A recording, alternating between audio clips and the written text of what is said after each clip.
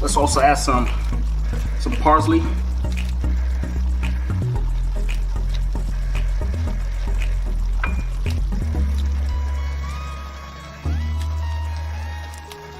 I just like ripping it in my hands.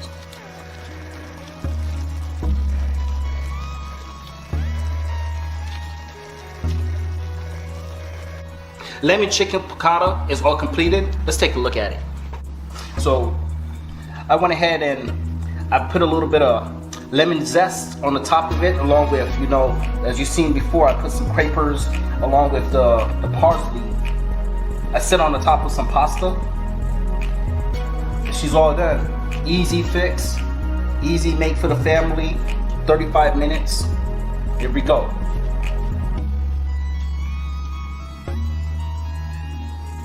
Thanks for cooking with me, and always remember to be kind.